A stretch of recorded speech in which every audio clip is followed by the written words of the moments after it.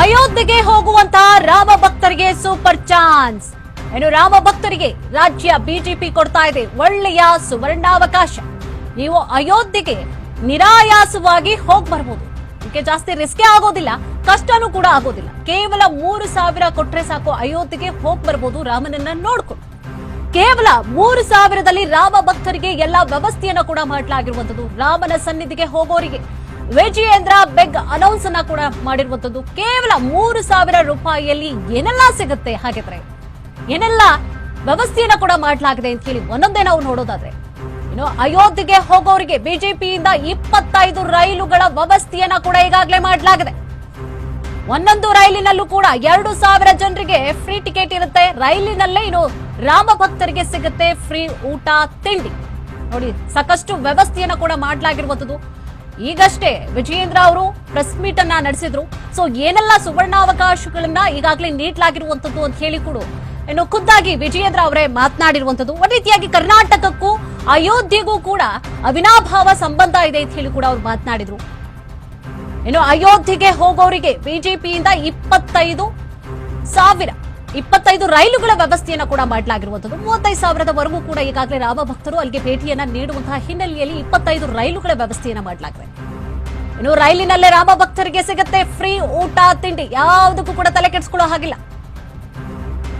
ಅಯೋಧ್ಯೆಗೆ ಹೋದಂತಹ ಬಳಿಕ ಉಳಿದುಕೊಳ್ಳೋಕೆ ಕೂಡ ಫ್ರೀ ಲಾಡ್ಜಿಂಗ್ ವ್ಯವಸ್ಥೆ ಇರುತ್ತೆ. ನಿಮಗೆ ವಯಸ್ಸಾಗಿದ್ರು ಕೂಡ ಟೆನ್ಷನ್ ಮಾಡ್ಕೊಳ್ಳೋ ಹಾಗೆ ಇಲ್ಲ. ಯಾಕಂತಂದ್ರೆ ಒಂದೊಂದು ಭೋಗಿಗೂ ಕೂಡ ಇಬ್ಬಿಬ್ರು ಕೋಆರ್ಡಿನೇಟರ್ಸ್ ಅಂದ್ರೆ ಸಂಯೋಜಕರನ್ನ ಕೂಡ ನೇಮಕ ಮಾಡಲಾಗಿರುವಂತದ್ದು. ಏನಾದ್ರೂ ತೊಂದರೆಗಳಾದ್ರೆ ಅವರೇ ಎಲ್ಲವನ್ನು ಕೂಡ ಪರಿಹರಿಸ್ತಾರೆ. ಅಷ್ಟೇ ಅಲ್ಲ, ಅಯೋಧ್ಯೆ ಕುರಿತಾಗಿ ಅಲ್ಲೇ ಕನ್ನಡದಲ್ಲಿ ಕೂಡ ಗೈಡ್ಲೈನ್ಸ್ ಅನ್ನ ನೀಡಲಾಗುತ್ತೆ. ಕೆಲವರಿಗೆ ಭಾಷೆ ಬರುವುದಿಲ್ಲ, ಅಯೋಧ್ಯೆಗೆ ಹೋಗ್ತಾ ಇರ್ತಾರೆ.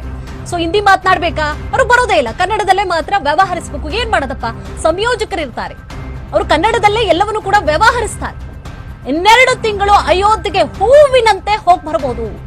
ಈಗಾಗಲೇ ಫೆಬ್ರವರಿಯವರೆಗೂ ಕೂಡ 30,000 ಭಕ್ತರಿಗೆ ಬುಕ್ಕಿಂಗ್ ಅನ್ನ ಕೂಡ ಮಾಡಲಾಗಿರುವಂತದ್ದು. ಒಟ್ಟು 60 ದಿನಗಳ ಕಾಲ, ಅಂದ್ರೆ ಮಾರ್ಚ್ 25ರವರೆಗೆ, ಜನವರಿ 23ರಿಂದ ಮಾರ್ಚ್ 25ರವರೆಗೆ ರಾಮ ಭಕ್ತರಿಗೆ ಬಿಜೆಪಿಯ ಆಫರ್ ಇದು. ಅಯೋಧ್ಯೆಗೆ ಹೋಗೋರಿಗೆ ವಿಶೇಷವಾದಂತಹ ಕಾರ್ಡ್, QR ಕೋಡ್ ಅನ್ನ ಕೂಡ ನೀಡಲಾಗುತ್ತೆ. ಕೇವಲ 3,000ದಲ್ಲಿ ಹೋಗಿ ಬರ್ಬೋದು. ಎಲ್ಲವೂ ಕೂಡ ಫ್ರೀ ಫ್ರೀ ಫ್ರೀ. ಊಟದ ವ್ಯವಸ್ಥೆ, ಲಾಡ್ಜಿಂಗ್ ವ್ಯವಸ್ಥೆ ಕನ್ನಡದಲ್ಲೇ ಕೂಡ ವ್ಯವಹರಿಸಲಾಗುತ್ತೆ. ಟ್ರೈನ್ ಇಂದ ಇಳಿಯೋದೇ ತಡ, ಪಿಕಪ್ ಮಾಡ್ತಾರೆ ಬಂದು. ಲಾಡ್ಜಿಂಗ್ ವ್ಯವಸ್ಥೆ ಇರುತ್ತೆ, ಊಟ ತಿಂಡಿ ಎಲ್ಲವೂ ಕೂಡ. 6 ದಿನಗಳ ಪ್ರವಾಸ ಇದಾಗಿರುತ್ತೆ. ಒಂದಿನ ಅಲ್ಲಿ ಉಳ್ಕೊಳ್ಳೋದಕ್ಕೂ ಕೂಡ, ರಾಮನಾಮನ ಜಪವನ್ನ ಮಾಡ್ಲಿಕ್ಕೆ ಒಂದ್ ರೀತಿಯಾಗಿ ಅಲ್ಲಿ 1 ದಿನ ಉಳ್ಕೊಳ್ಳೋಕ್ಕೂ ಕೂಡ ಅವಕಾಶವನ್ನ ಮಾಡಲಾಗಿದೆ. ಜನವರಿ 22ರ ನಂತರ 60 ದಿನಗಳ ಕಾಲ ಕರ್ನಾಟಕದಿಂದ ರಾಮ ಭಕ್ತರು ಅಯೋಧ್ಯೆಗೆ ತೆರಳುತ್ತಾರೆ. ಅದಕ್ಕೆ ವಿಶೇಷ ರೈಲಿನ ವ್ಯವಸ್ಥೆನೂ ಕೂಡ ಆಗಿದೆ. ಈಗಾಗಲೇ ನಮಗೆ ಬಂದಿರತಕ್ಕಂಥ ಮಾಹಿತಿಯ ಪ್ರಕಾರ ಆ 60 ದಿನಗಳಲ್ಲಿ ಕರ್ನಾಟಕ ರಾಜ್ಯದಿಂದ ಸುಮಾರು 35,000ಕ್ಕೂ ಹೆಚ್ಚು ರಾಮ ಭಕ್ತರು ಜನವರಿ 31ರಿಂದ ಮಾರ್ಚ್ 25ರವರೆಗೆ ಭೇಟಿಯನ್ನು ನೀಡ್ತಾರೆ. ಇದಕ್ಕೋಸ್ಕರ ಸುಮಾರು 25 ವಿಶೇಷ ರೈಲುಗಳ ವ್ಯವಸ್ಥೆನೂ ಕೂಡ ಈಗ ಆಗಿದೆ. ಆ ರೈಲಿನಲ್ಲಿ ಪ್ರಯಾಣಿಸ್ತಕ್ಕಂಥ ರಾಮ ಭಕ್ತರು ಸ್ವತಃ ಅವರೇ ಎಲ್ಲ ವೆಚ್ಚವನ್ನ ಭರಿಸ್ತಾ ಇರ್ತಕ್ಕಂಥದ್ದು. ಈ ಅಭಿಯಾನದ ಸಂಚಾಲಕರಾಗಿ ಎಲ್ಲ ವ್ಯವಸ್ಥೆಗಳನ್ನು ಮಾಡುವ ನಿಟ್ಟಿನಲ್ಲಿ ನಮ್ಮ ರಾಜ್ಯದ ಪ್ರಧಾನ ಕಾರ್ಯದರ್ಶಿಗಳಾಗಿ ಕೆಲಸ ಮಾಡಿದಂಥ ಸಿದ್ದರಾಜು ಅವರು, ಅದೇ ರೀತಿ ಸಹ ಸಂಚಾಲಕರಾಗಿ ನಮ್ಮ ರಾಜ್ಯದ ಕಾರ್ಯದರ್ಶಿಗಳಾಗಿ ಕೆಲಸ ಮಾಡಿದ್ದಂಥ ಸನ್ಮಾನ್ಯ ಶ್ರೀ ಜಗದೀಶ್ ಹಿರೇಮನಿ ಅವರು, ಅವರನ್ನು ಕೂಡ ಈ ಸಂದರ್ಭ ನಾವು ನೇಮಿಸಿದ್ದೇವೆ. ಪ್ರತಿ ರಾಮ ಭಕ್ತರಿಗೂ ಕೂಡ ವಿಶೇಷ ರೈಲಿನಲ್ಲಿ ಭಾಗವಹಿಸತಕ್ಕಂಥ ರಾಮ ಭಕ್ತರಿಗೆ ಒಂದು ವಿಶೇಷವಾದಂಥ ID ಕಾರ್ಡ್ ಅನ್ನು ಕೊಟ್ಟಿರ್ತೇವೆ. ಅದಕ್ಕೆ QR ಕೋಡ್ ಕೂಡ ಅದಕ್ಕೆ ಅಳವಡಿಸಲಾಗಿದೆ. ಒಟ್ಟು 6 ದಿನಗಳ ಪ್ರವಾಸ ಇದಾಗ್ತದೆ. ಅಲ್ಲಿ 6 ದಿನಗಳ ಪ್ರವಾಸದಲ್ಲಿ ಅಲ್ಲಿ 1 ದಿನ ಸಂಪೂರ್ಣವಾಗಿ ರಾಮ ಭಕ್ತರಲ್ಲಿದ್ದು ಅಯೋಧ್ಯೆಯಲ್ಲಿ ರಾಮ ಜಪವನ್ನ ಮಾಡಿ ದರ್ಶನ ಪಡೆದುಕೊಂಡು ಅವ್ರು ಹಿಂದಿರುಗ್ತಾರೆ.